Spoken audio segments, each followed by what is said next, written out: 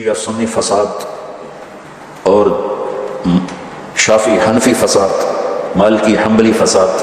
اب تو چونکہ اللہ نے ایسے بلاک بنا دیے کہ جو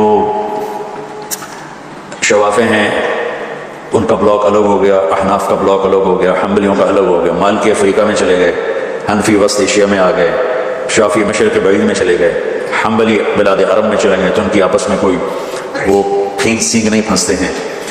لیکن چونکہ شیطان نے تو محنت کرنی ہے تو اہل سنت والجماعت ہو کر آپس میں اتنی لڑائیاں ہیں، اور مختلف جتنے بھی مکاتب فکر ہیں سب کے آگے مختلف مکاتب فکر ہیں، اور آپس میں نفرتوں تک پہنچے ہوئے ہیں اور بغض تک پہنچے ہوئے ہیں.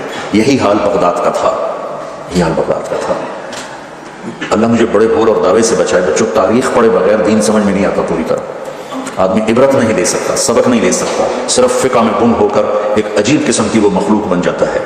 پورا قرآن سامنے ہو، پوری نبی کی سیرت سامنے ہو، تاریخ سامنے ہو تو فیصلہ کرنا آسان ہوتا ہے. بغداد کو تحقیق کر دیا ہلاکو خان نے کہ اس کے پیچھے بڑا سبب یہ آپس کے روزانہ مناظرے ہوتے تھے. 317 ہجری میں 317 یعنی ابھی خیر القرون ختم ہوا ہی تھا. بغداد میں حنبلی اور غیر حنبلی مناظرے میں اس قدر فساد ہوا کہ سینکڑوں آدمی قتل ہو گئے، ایک دوسرے کی جان کے ایسے درپے ہوئے. دونوں طرف سے اہل سنت ہیں لیکن ایک دوسرے کی گردنیں اڑا دی اور یہ عام ہونے لگے. تو اللہ تعالیٰ کی طرف سے وہ عذاب بن کر آیا 656 ہجری میں. اس نے سارے بغداد کی اینٹ سے اینٹ بجا دی. وہ ساری کتابیں اٹھا کے دریائے دجلہ میں ڈال دی. دریائے دجلہ کا پانی 1 مہینے سیاہ ہو کے بہتا رہا، اتنی کتابیں اس نے ڈال دی.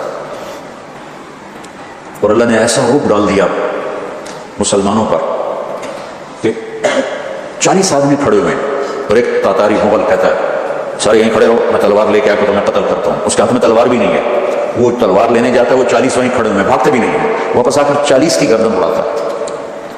میں مستند کتابوں سے البدایہ سے آپ کو بتا رہا ہوں، کتابیں تاریخ کی بہت ہیں اور یقیناً تاریخ کی روایت کا معیار قرآن و سنت سے کے برابر نہیں ہو سکتا ہے. تاریخ کچھ کہے اور حدیث کچھ کہے، قرآن کچھ کہے تو تاریخ کو چھوڑ دیا جائے. صحابہ کی آپس کی لڑائیوں کا معیار تاریخ نہیں ہے، قرآن ہے اور حدیث ہے. وہ انسان تھے، بشر تھے، ان سے خطائیں ہوئیں، لیکن میرے اللہ نے کہا کلن وعد اللہ الحسنى. میرے نبی میرا وعدہ ہے تیرا ہر صحابی جنت میں جائے گا. بس اس کے بعد ہماری زبانیں بند ہو جانی چاہیے. جن کو اللہ نے معاف کر دیا ہو ہم ان پر زبان کھولیں گے تو ہلاک ہو جائیں گے، تباہ ہو جائیں گے. تو بچوں میں آپ کو نصیحت کرتا ہوں، وہ جو سن رہے ہیں مسلمان بنتے چلو. اللہ کے واسطے فرقہ واریت کی لعنت سے نکلو. یہ ختم نہیں ہو سکتے. ہم جڑ کے چلیں، اپنے اپنے مسالک پر چلتے ہوئے ایک دوسرے کو عزت دیں، احترام دیں. مولانا محمد قاسم نانوتوی رحمۃ اللہ علیہ نے دیوبند کی بنیاد رکھی. بہت بڑے مناظر تھے بر صغیر کے. ساری زندگی کسی مسلمان فرقے سے مناظرہ نہیں کی، ساری زندگی. حضرت تھانوی کے مواعظ 30 جلدوں میں ہیں، پڑھو. کسی پر رد کیا ہو ایسا بدتمیزی کے ساتھ اور اس طرح اس کی پگڑی اچھالی ہو، جن کے نام پر دیوبندیت قائم ہے. 3 آدمی بنیاد ہستی رکھتے، ایک حضرت تھانوی، ایک حضرت گنگوہی، ایک حضرت نانوتوی. یہ 3 آدمی پلر ہیں دیوبندیت کے. دیکھو انہوں نے کس طرح اگر کہیں کسی کا رد بھی کیا ہے تو ایسے نہیں کیا کہ انسانیت سے گرا ہوا کلام ہو یا لہجہ ہو یا گفتگو ہو. اور مولانا قاسم صاحب رحمۃ اللہ علیہ نے ساری زندگی کسی مسلمان فرقے سے مناظرہ نہیں، ہندو سے کیا، سکھوں سے کیا، دہریوں سے کیا، عیسائیوں سے کیا، نیچریوں سے کیا، لیکن کسی مسلمان فرقے کے خلاف آپ نے مناظرہ نہیں کیا. تو میں تمہیں نصیحت کرتا ہوں، امت پہلے ٹوٹی پڑی ہے. دین کا کام کرنا ہے تو وہ کرنا جو تبلیغ والے کر رہے ہیں کہ سب کو جوڑ رہے ہیں، سب کو محبت کا پیغام دے رہے ہیں. اگر منفی کام کرنا ہے تو گھر بیٹھ جانا یا ہم سے تعلق توڑ دینا، ہماری نسبت ہمیں واپس کر دینا، پھر جو تمہاری جی میں آیا کرتے رہنا. میں تمہیں مثبت کردار میں دیکھنا چاہتا ہوں. تو بچوں تھوڑی سی زندگی ہے، نفرتیں نہ پالو، بغض نہ پالو، حقارتیں نہ پالو. کسی کو اگر غلط راستے پہ تم دیکھ رہے ہو تو اسے بچانا ضروری ہے، اس سے نفرت کرنا.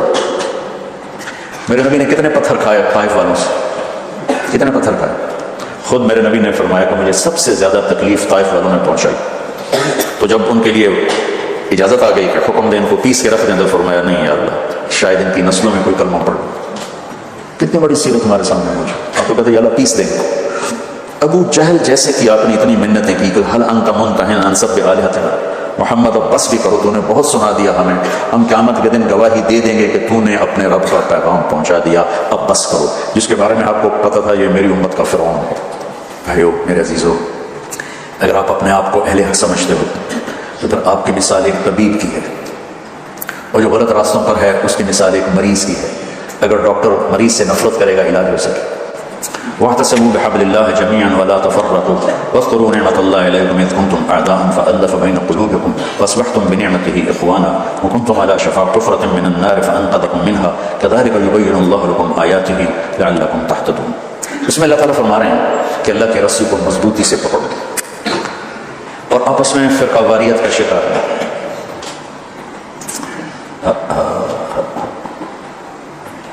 اور پھر اللہ تعالیٰ پچھلا وقت یاد دلاتا ہے جب تم آپس میں ٹوٹے ہوئے تھے، ایک دوسرے پہ دشمن تھے، اللہ نے تمہیں جوڑ دیا۔